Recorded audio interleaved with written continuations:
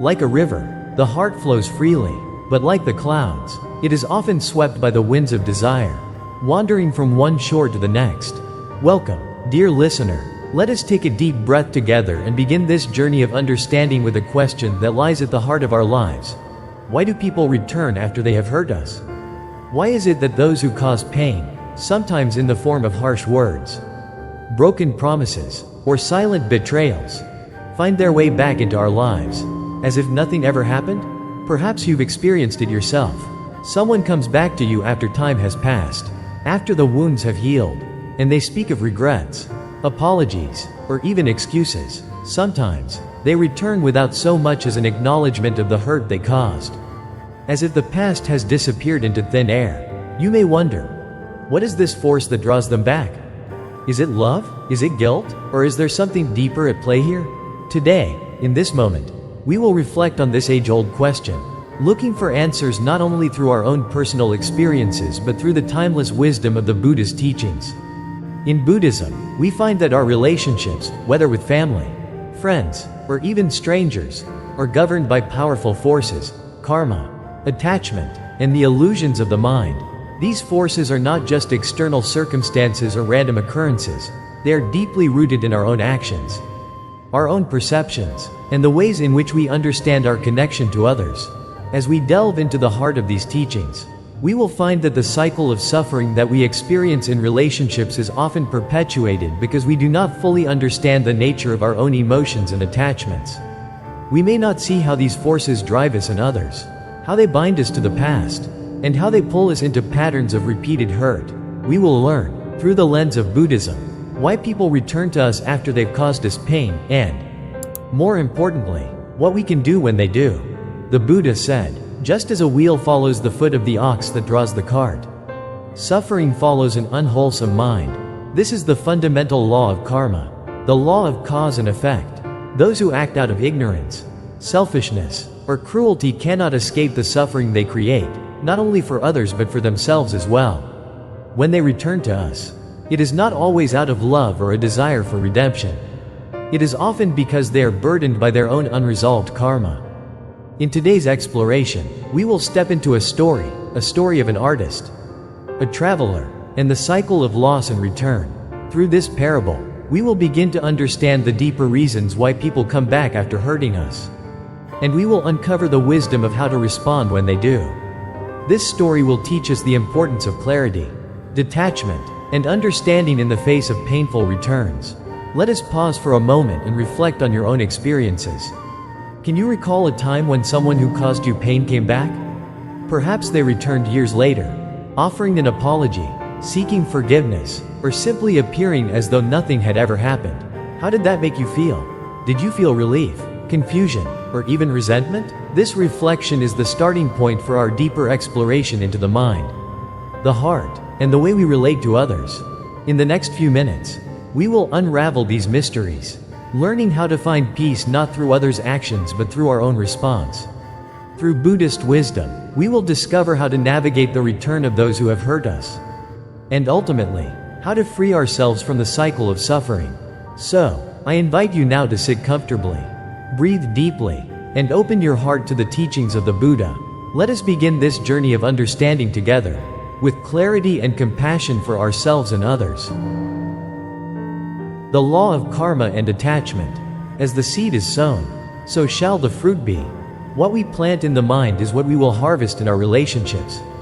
When we ask ourselves why people return after they have hurt us, we must first understand the deeper laws that govern our lives.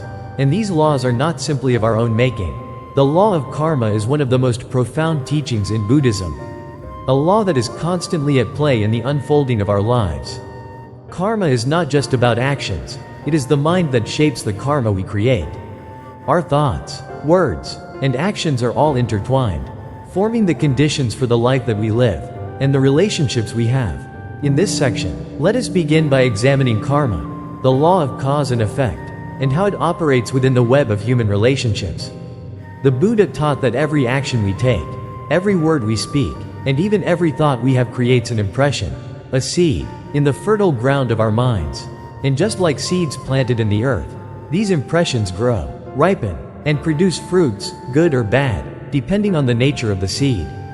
The traveler who left the artist in our story may not have fully understood the consequences of their actions. They may have acted impulsively, without awareness, without compassion. Perhaps they did not fully recognize the pain they caused the artist. However, the seeds they planted, the seeds of indifference, neglect, and detachment, did not simply disappear. They stayed within the traveler's mind, becoming part of their own inner landscape. These seeds sprouted, growing into guilt, regret, and discomfort. This is the nature of karma. We are bound by the consequences of our actions. We may try to escape the past, or bury our feelings, but the ripples of karma follow us wherever we go. The traveler may have thought they could simply walk away, that their actions would not have a lasting effect. But just as a seed cannot grow into a tree without its roots, our actions cannot be erased without leaving their mark. But karma is not just about what others do to us. We, too, are players in this cosmic dance. Our own actions, thoughts, and feelings create the conditions for our own suffering or peace. When we experience hurt or betrayal, it is easy to see ourselves as victims. But in the world of karma, we must recognize that our responses, our anger, our resentment, or even our attachment to the past, also play a role in shaping our experience. It is here that attachment plays a crucial part in our relationships. The Buddha taught that attachment is the root of suffering. Attachment is the desire to cling to something, whether it is a person, a memory, or even a belief. We often cling to the idea of a relationship, to the image of how it should be, to the belief that someone should act a certain way toward us. When this attachment is broken, when the person we trusted hurts us or leaves us, we feel lost, as though something has been ripped away from us. This is where the traveler's return becomes significant. Their return is not merely about love or redemption. It is often about the unresolved attachment that exists within them, as well as within us. The traveler may return because they have become attached to the guilt, the regret, the discomfort of their past actions. They may feel compelled to return because the unfinished karma they carry cannot be resolved without confronting the past. And yet, attachment is a double-edged sword. While it can bind us to people and moments in the past, it can also cloud our judgment, prevent us from moving forward, and keep us tied to a cycle of suffering.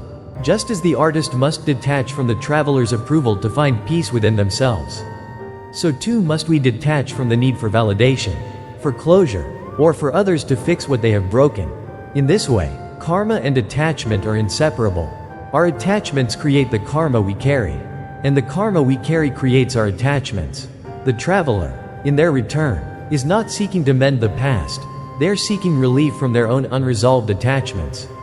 They are seeking to soothe the guilt, the discomfort, the dissonance within themselves. But the artist, free from the need for validation, sees clearly that the past cannot be undone, and that true peace lies not in resolving the karma of others, but in understanding our own attachment to the past.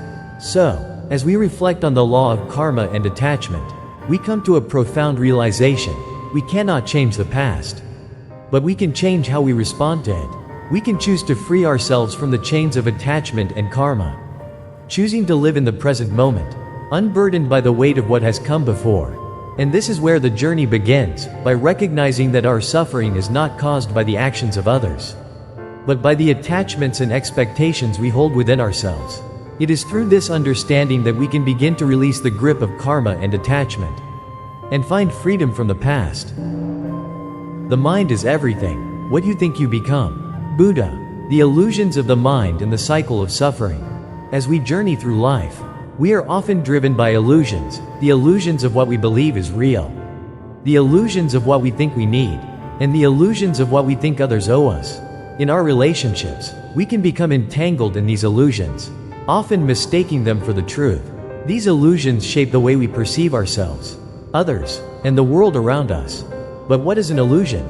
An illusion is something that appears to be real, but in fact, is not. It is a distortion of the truth, a projection of our desires, fears, and expectations onto the world. Just as a mirage in the desert seems to offer a cool, refreshing oasis, but is nothing more than an optical illusion, so too do our thoughts and perceptions often deceive us into believing that what we experience is the ultimate reality.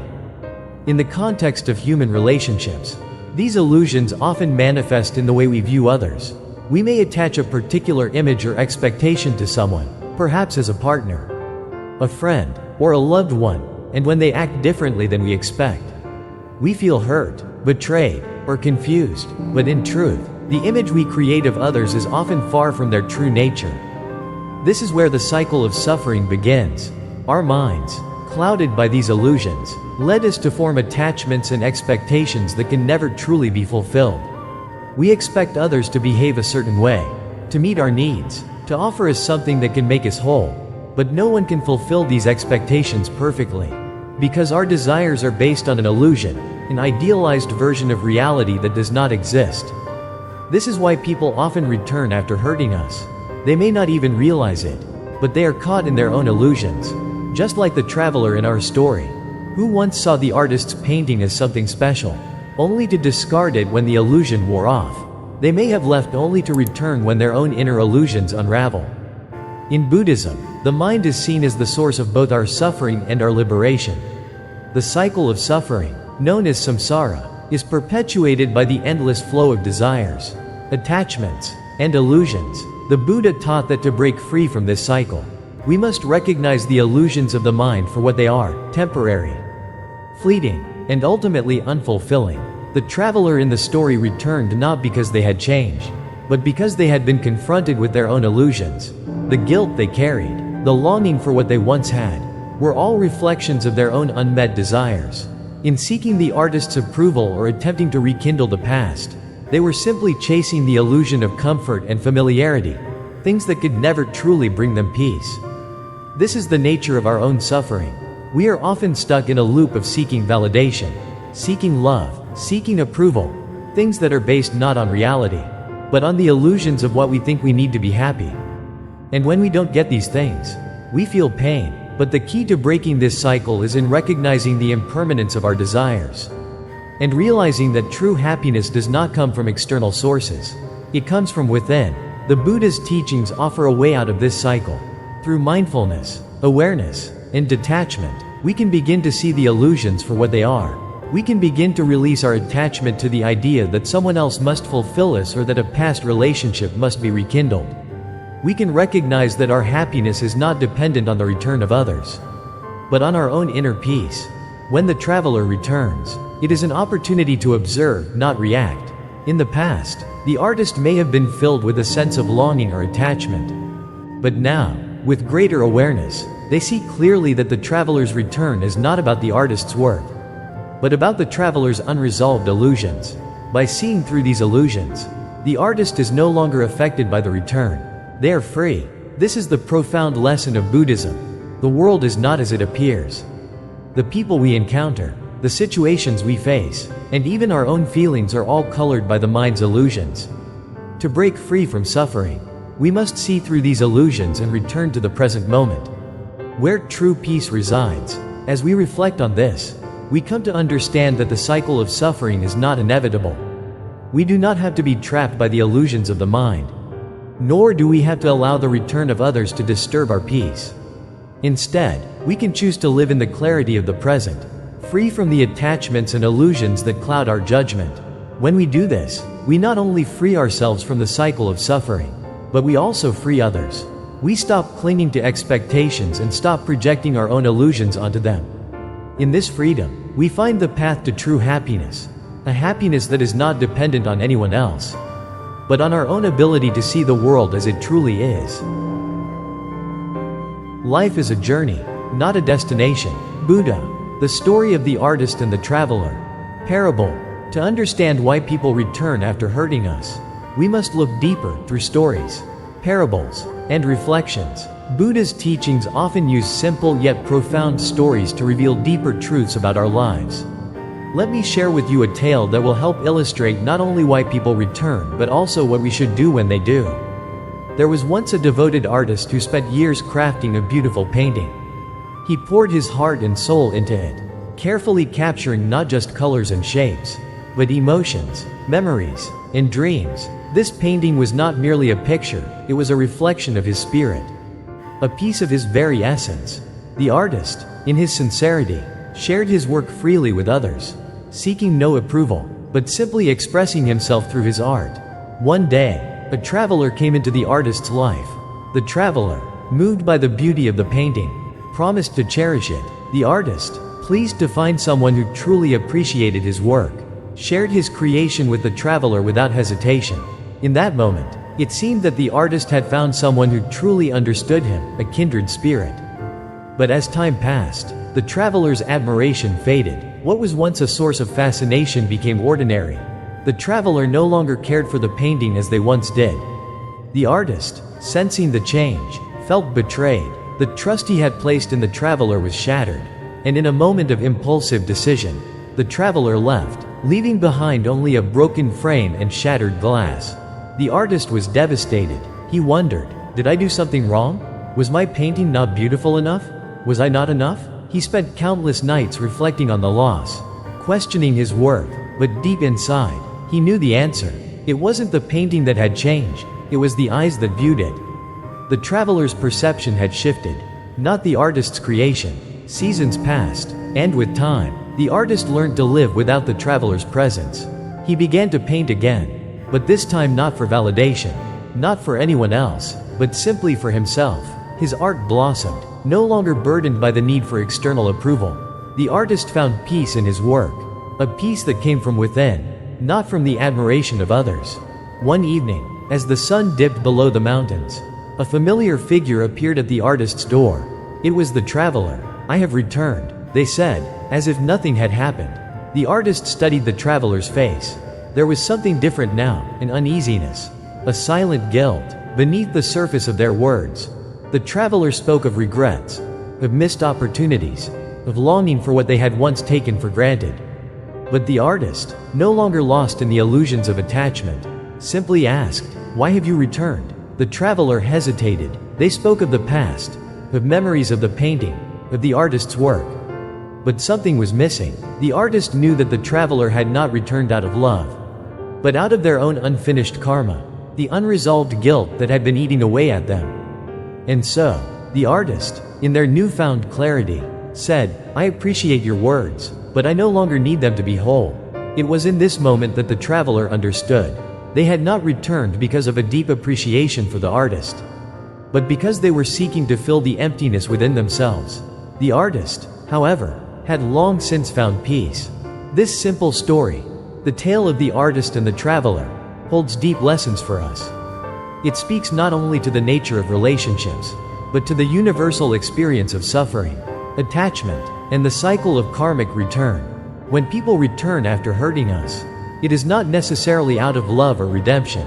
They return because they are driven by their own unresolved emotions, their own karma. Just like the traveler, they are often looking for something outside themselves to fill an inner void.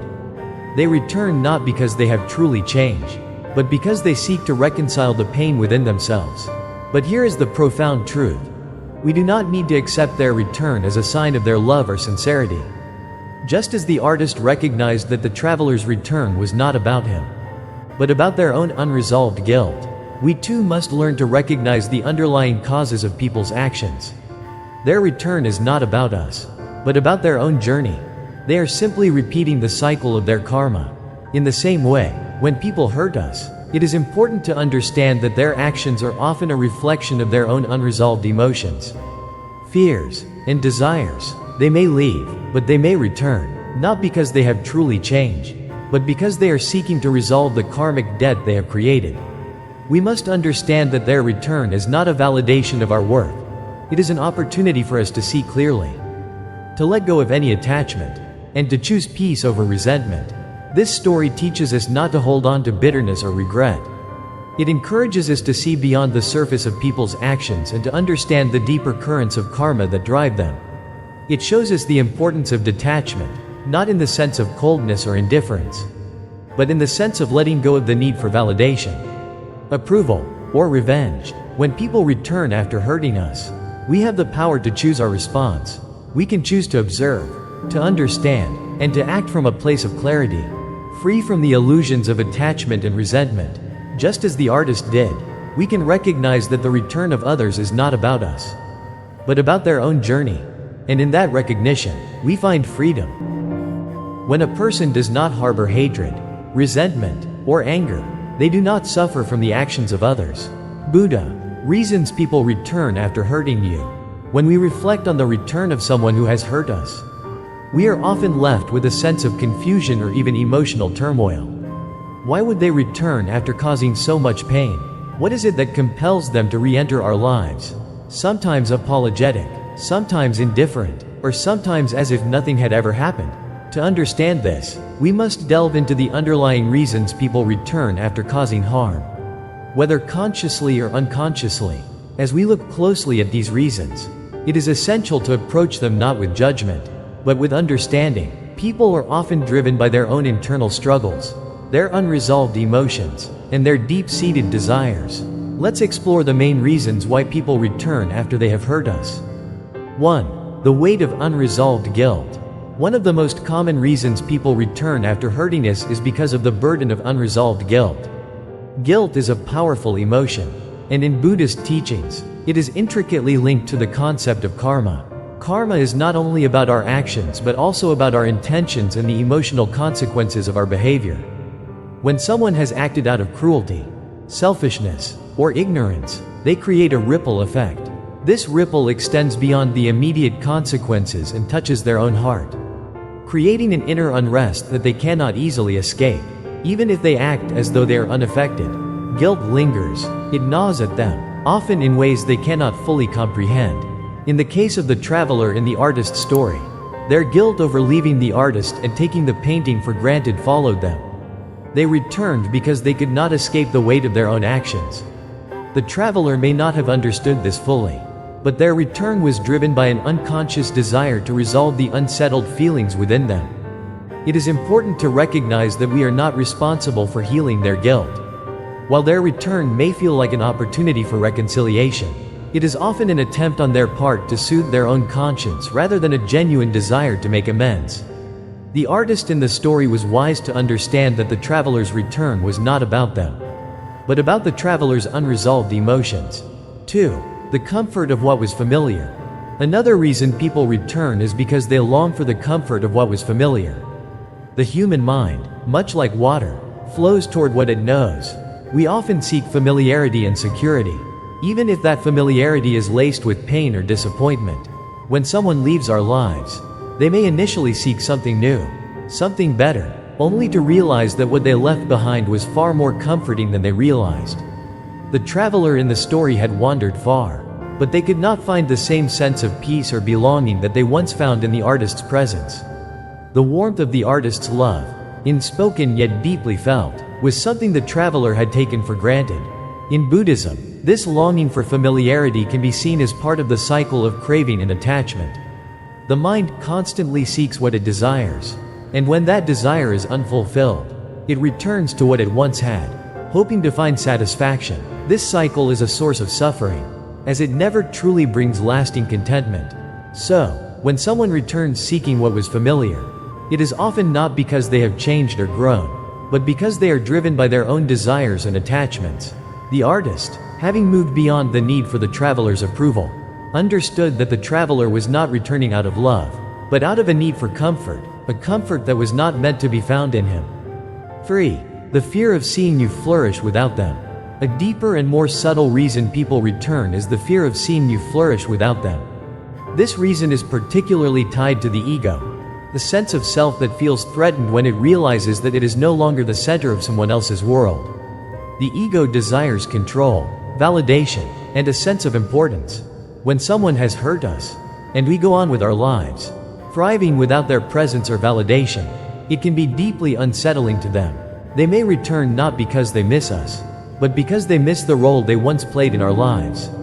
They fear being forgotten, overlooked, or replaced. The artist, in this case, had moved on, no longer needing the traveler's admiration to validate his worth. The traveler, upon realizing this, felt the sting of their own insignificance and returned in an attempt to reclaim their place in the artist's life. This fear is rooted in the ego's desire to control how others perceive it. When someone returns for this reason, it is not about love or genuine change. It is about the ego's discomfort with being irrelevant in someone else's life. This return is a reflection of their inner struggle, not a reflection of our value.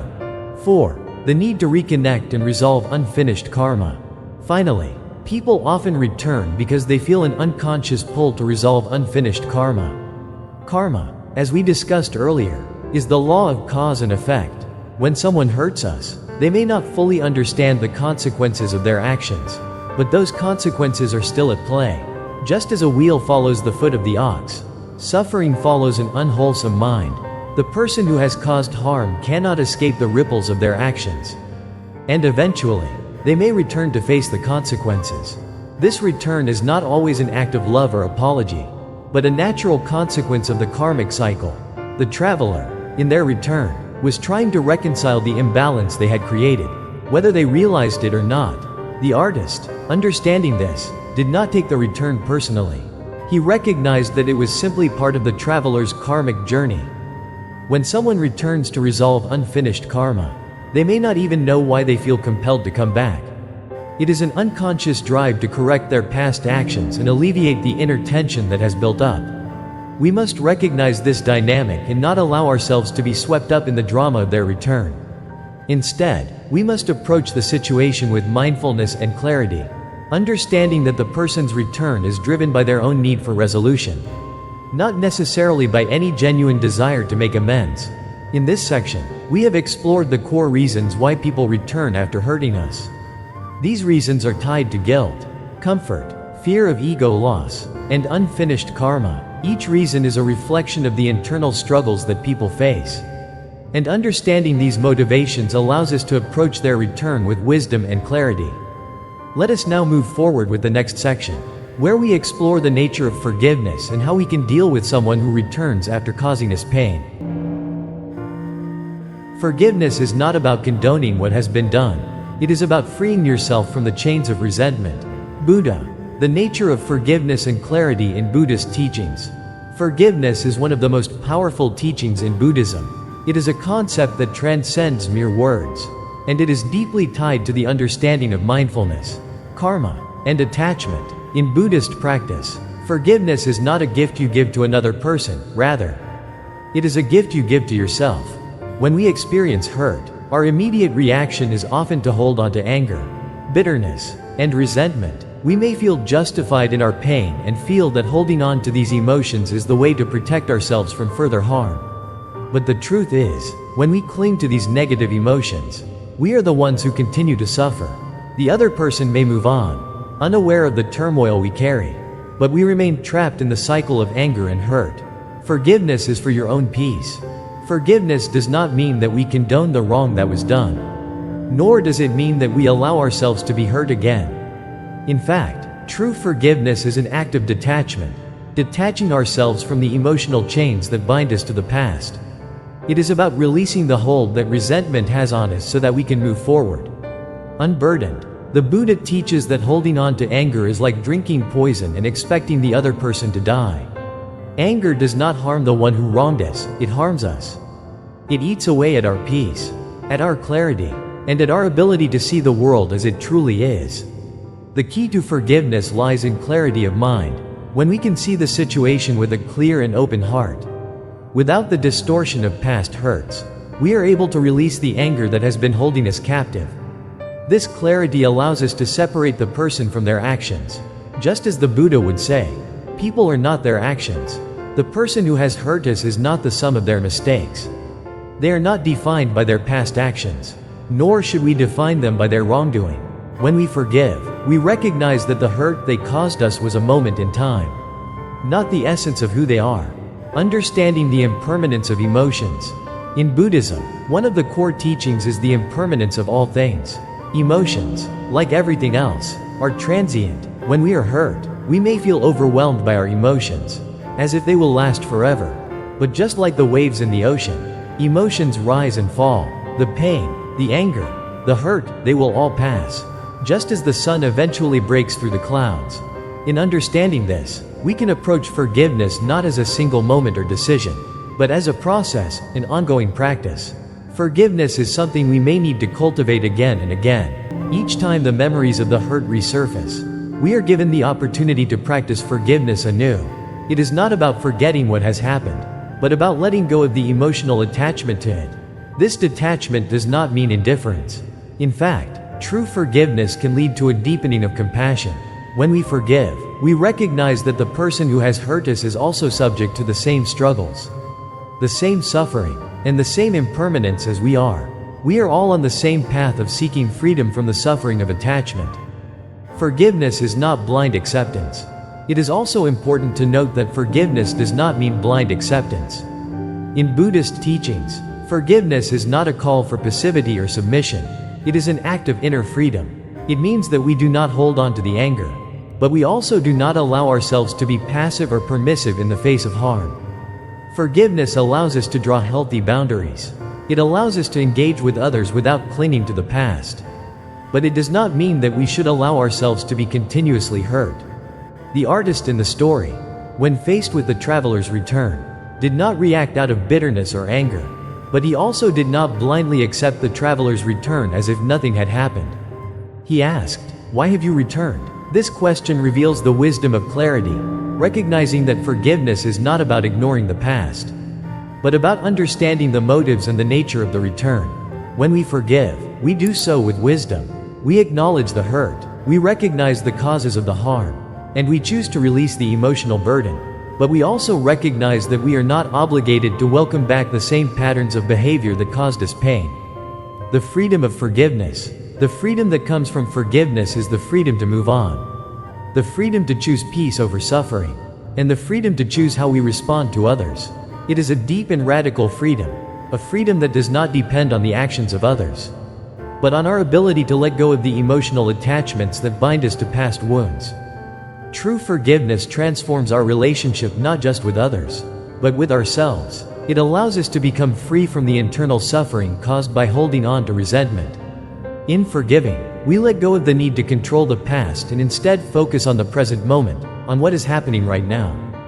As we look at the story of the artist and the traveler, we see that forgiveness was not a simple act of acceptance, but a conscious choice. The artist did not let the traveler's return define him. Instead, he chose to stand in his own peace, unaffected by the traveler's actions. In doing so, the artist found freedom from the past and the ability to continue creating in the present. What should we do when they return? Do not grieve. Anything you lose comes round in new form. Rumi. When someone who has hurt us returns, it can be a moment of intense emotion.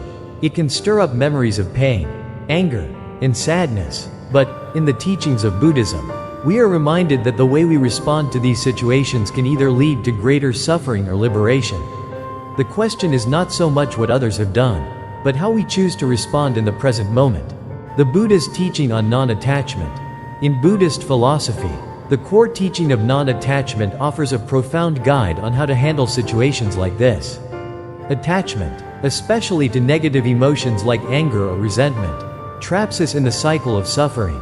When we attach ourselves to the idea that someone's return is either an opportunity for reconciliation or a moment for revenge, we are, in fact, reinforcing the very attachment that keeps us stuck. Non-attachment does not mean indifference or lack of care. Rather, it means that we do not allow ourselves to become enslaved by the past. The Buddha taught that everything in this life is impermanent, including the relationships and the people in our lives. When we understand this impermanence, we can approach situations of return with a sense of mindfulness, choosing not to cling to past emotions or expectations. The power of awareness. The first thing we must do when someone who has hurt us returns is to cultivate awareness. Awareness is the gateway to wisdom. Without awareness, we are more likely to react impulsively, either with anger or with blind acceptance. Awareness allows us to be fully present, to understand our emotions, and to respond with clarity. In the story of the artist and the traveler, the artist did not react out of haste. He did not immediately rush to either reject the traveler or to embrace them. Instead, he took a moment to observe, to understand the traveler's return. The question he asked, "Why have you returned?" was a moment of awareness. It was an inquiry that arose not out of resentment but out of a deep understanding of his own emotional state. When we are aware of our emotions, we are better able to choose how we respond. We can look past the initial rush of feelings and see the situation with greater clarity. This is not an easy practice. It requires patience, mindfulness, and an open heart. But it is through this practice of awareness that we gain the freedom to choose how we engage with others and with the world. Responding with compassion, not rejection. In Buddhist teachings, we are encouraged to respond with compassion, not as a way to condone the wrongdoings of others, but as a way to protect our own hearts from being consumed by negativity. Compassion is the antidote to anger and resentment. It allows us to see the suffering in others, even those who have hurt us, and to understand that their actions are often rooted in ignorance, fear, or their own suffering.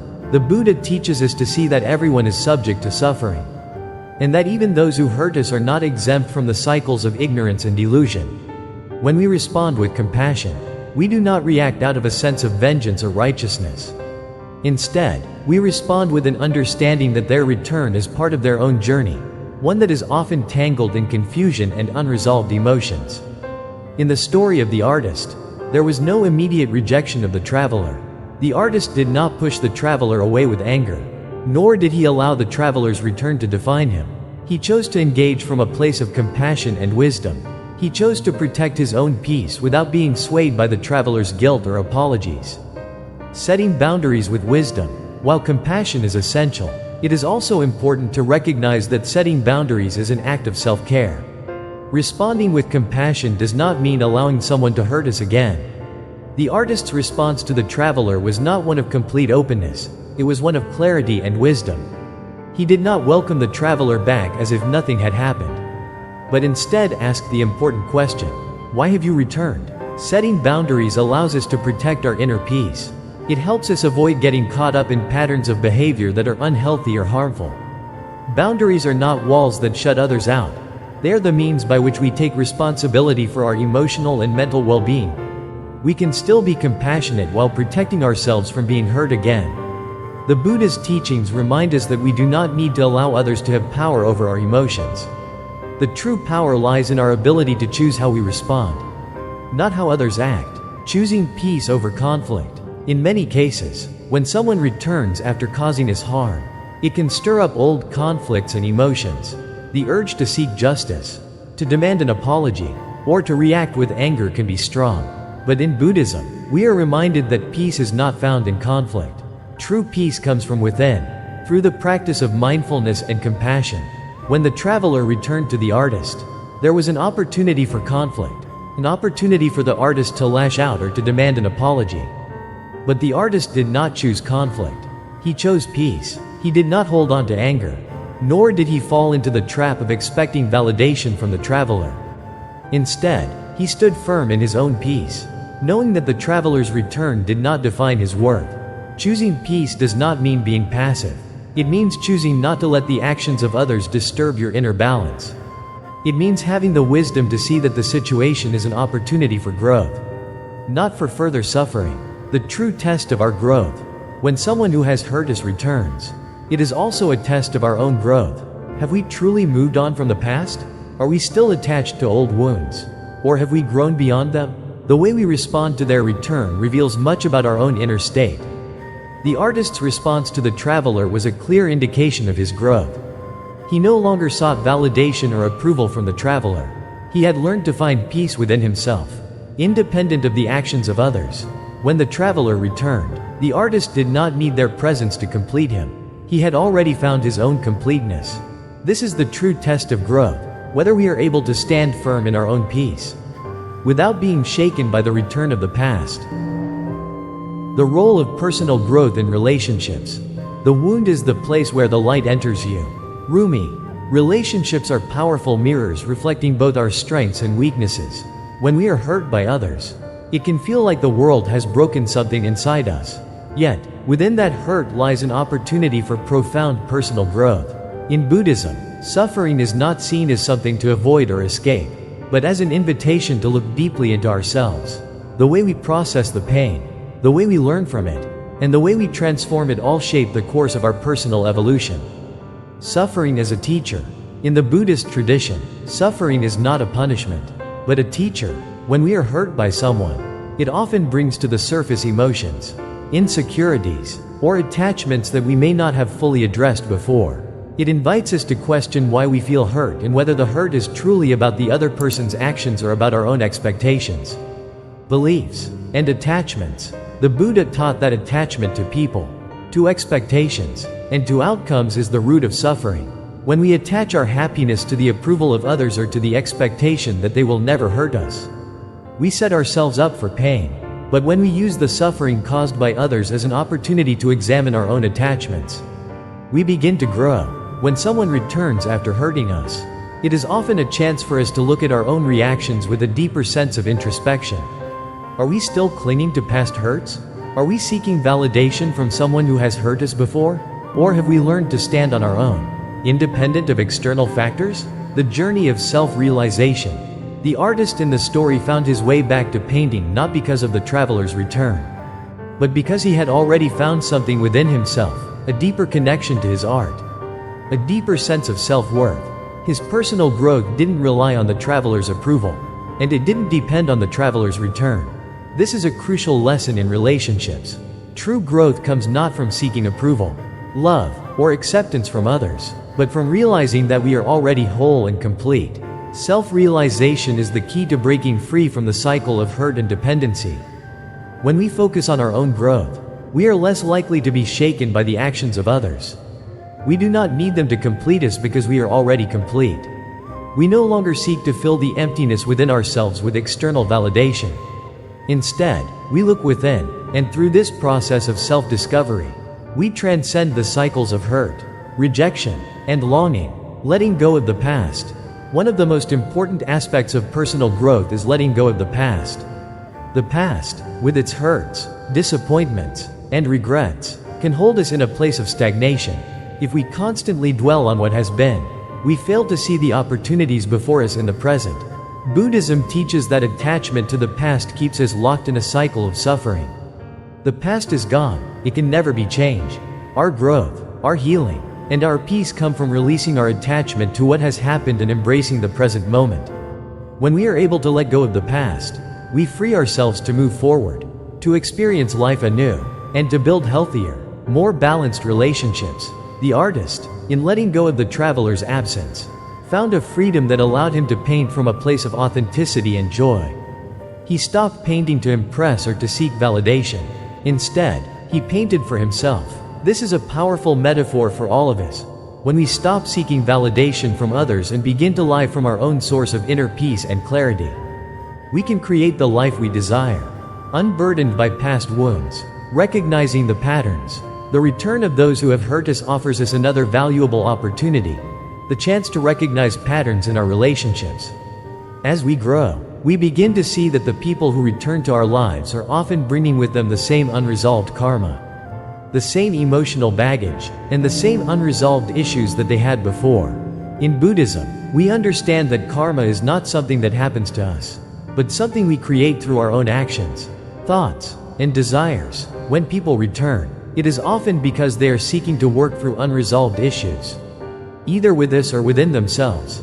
However, it is important to recognize that their return does not necessarily mean that they have changed or that the relationship will be different. The artist could have welcomed the traveler back with open arms, hoping that things would return to how they were.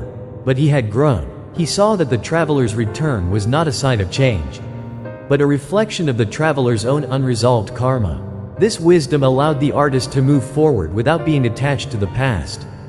Recognizing patterns in relationships can help us break free from cycles of pain and disappointment. By understanding that others may return to us not because they have changed, but because they are seeking resolution within themselves, we are better equipped to make decisions that support our growth and well-being. Finding inner peace and balance. Ultimately, personal growth leads us to a place of inner peace and balance. We no longer rely on others for our sense of worth or happiness. We no longer fear the return of those who have hurt us, because we have already found peace within ourselves. The journey of personal growth is ongoing. It is not something that happens overnight, but rather, it is a continuous process of self-discovery, healing, and transformation. As we move forward on this journey, we learn to let go of the past, to forgive ourselves and others, and to cultivate a sense of inner peace that is independent of external circumstances. The artist, in his growth, was able to paint freely, without the burden of seeking approval or validation. His growth was not dependent on the traveler's return, but on his own journey of self-discovery. In the same way, our personal growth is not dependent on the actions of others, but on our own ability to cultivate peace, wisdom, and clarity in our lives. The cycle of letting go and embracing the present. The past is a shadow that follows us, but the present is the light that guides us. Unknown. In Buddhism, letting go is not just about releasing what no longer serves us, but about embracing the present moment fully. It is about recognizing that every moment is a new opportunity for peace, growth, and connection. Holding on to past wounds, to unresolved karma, or to old attachments keeps us stuck in a cycle of suffering. Letting go is the act of setting ourselves free. The paradox of attachment and freedom. The act of letting go is often misunderstood. We may think that to let go means to forget or to not care. But in Buddhist teachings, letting go is not about detachment from love. It is about detaching from attachment, the need to possess, to control, to cling to an outcome. Attachment to the past, to people, to relationships, and to certain expectations prevents us from living fully in the present. Buddhism teaches us that everything in life is impermanent. People come and go, circumstances change, and even our emotions ebb and flow. Clinging to what was can create immense suffering. But embracing the present allows us to flow with the natural rhythm of life. Just like the artist who, upon the traveler's return, was no longer bound by the past, we too can find freedom in the present moment. The artist's ability to create without the need for validation shows us that when we let go of the desire for approval, we can create from a place of authenticity and peace. He did not need the traveler's return to feel whole. He had already realized that his worth did not depend on others' recognition. This is the essence of letting go, the realization that we are complete in the present moment. Regardless of external circumstances, the present moment is a source of power. The present moment is where all possibilities lie. True power lies not in what has been, nor in what may be, but in how we engage with the here and now. When we let go of the need to control the past or predict the future, we become open to the infinite possibilities that exist in the present. Embracing the present is a practice of mindfulness, of being fully aware of what is happening now without judgment, without expectation, and without attachment. In Buddhist practice, mindfulness is the art of bringing full attention to the present moment. It is the ability to be aware of our thoughts, emotions, and actions as they arise, without getting caught up in them. When we are mindful, we do not react impulsively to external circumstances or the actions of others. Instead, we respond with clarity and wisdom, seeing things as they truly are. The artist in the story did not react to the traveler's return with anger or expectation. He simply acknowledged it. This is the essence of mindfulness, to accept the present as it is, without judgment or attachment to how things should be. Breaking free from the past. One of the most difficult aspects of letting go is releasing our attachment to the past. When we have been hurt, it is natural to want to hold on to the hurt as a way of protecting ourselves. We may carry the weight of past wounds with us, believing that if we hold on to them, we can prevent further harm. But this attachment to the past keeps us from fully living in the present. It keeps us from experiencing the beauty and freedom that is available to us right now. Buddhism teaches us that the past is gone. It cannot be changed. It cannot be undone. The only place we can truly exist is in the present moment. When we continue to hold on to the past, we remain stuck in its grip, unable to move forward. Letting go means releasing the emotional hold that past events have on us. It means freeing ourselves from the cycle of suffering and embracing the endless possibilities of the present. Just as the artist let go of his attachment to the traveler's return, we too must learn to let go of our attachment to what has been. Forgiveness is a key component of this letting go. To forgive does not mean to condone the actions of others. It means to release the emotional burden that those actions have placed upon us. Living with awareness and clarity. Letting go is not just a passive process. It requires awareness and clarity. When we let go of past hurts, we are not ignoring the lessons they have taught us. We are simply choosing to live in the present, to focus our energy on what is happening now, and to respond with wisdom and compassion. The Buddha's teachings on impermanence remind us that everything in life is in constant flux. Nothing is fixed, and nothing stays the same forever. The more we resist this truth, the more we suffer. But when we embrace impermanence, We understand that each moment is precious and that we must make the most of it. We learn to value the present moment for what it is, without holding on to it or pushing it away. The artist, in his growth, learned to paint for himself, not for the traveler or anyone else. He had released the need for approval and embraced the present moment as his canvas. His paintings were no longer shaped by the expectations of others but by his own inner truth. This is the power of letting go. It allows us to create freely, to live authentically, and to experience peace in the present. The path to freedom. Ultimately, letting go is the path to true freedom. It is the freedom to be ourselves, to express ourselves, and to live in harmony with the world around us.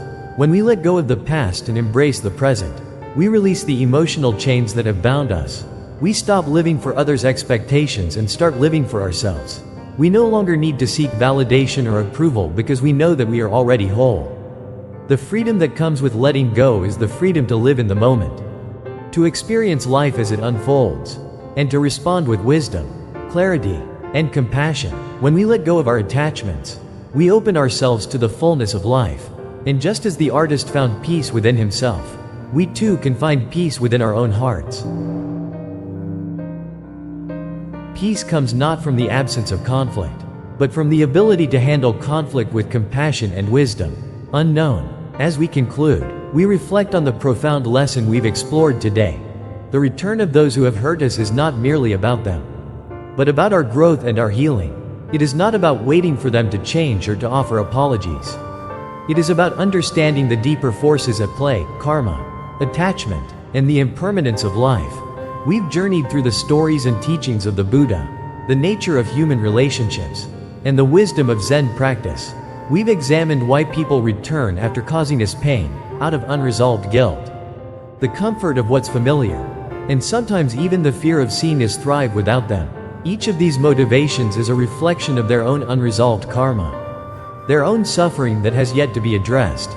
But through the process of understanding, of letting go, and of embracing the present moment, we learn that we are not victims of their return. We are masters of our own peace. The power does not lie in the actions of others, but in our own ability to respond with wisdom, compassion, and detachment. The illusion of control. One of the biggest traps in human relationships is the illusion that we can control others, that we can shape the outcomes of situations. The Buddha taught that desire and attachment are the root causes of suffering. This desire to control outcomes, to manipulate situations to our advantage, only brings more suffering. When someone returns after hurting us, it may feel like we are presented with a chance for closure or for reconciliation. But if we are attached to a certain outcome, whether it's an apology, a change of heart, or a renewed relationship, we set ourselves up for further suffering. We must learn to detach from the outcome and accept that we cannot control how others will behave. Our peace comes not from trying to change others, but from how we choose to respond to what happens. True freedom comes from acceptance. The key to peace lies in acceptance, accepting that people will come and go, that we will encounter pain and joy, and that everything is temporary. We are not here to hold on to every person, every memory, or every emotion. We are here to experience the flow of life as it comes, to learn from it, and to grow. True freedom comes from embracing impermanence and not being afraid of it. It is about letting go of the past and not clinging to the future. It is about understanding that our happiness is not dependent on others, but on our own inner peace. In Zen teachings, we are encouraged to be like the sky, ever present, unaffected by the passing storms. This is the ultimate lesson, to remain at peace regardless of external circumstances. When we have learned this, we are free from the cycles of suffering that come with attachment. We are free to move through life with clarity, compassion, and wisdom. The importance of self-reflection. As we navigate relationships, especially those where hurt has occurred, it's essential to engage in self-reflection. When someone returns after causing us pain, we must ask ourselves, why are they here? Do they bring true peace into our lives? Or do they seek to fill their own emptiness? Are we looking for closure? Or do we simply want validation from them? Self-reflection allows us to see clearly what is happening within us. It helps us to recognize whether we are holding on to the past or truly living in the present. When we practice self-reflection, we can see the truth behind the surface emotions and reactions.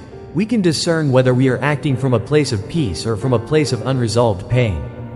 Finding strength in our own peace. As we move forward in life, it's important to remember that we already possess the strength we need to navigate the complexities of human relationships. We do not need others to complete us, to validate us, or to make us whole. Our wholeness comes from within, and it is only when we realize this that we can stop searching for peace in the actions of others. The artist in the story learned this lesson.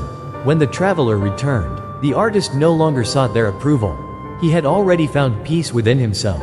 Similarly, we too must learn to find peace within ourselves, regardless of whether others return or not. This is the final realization.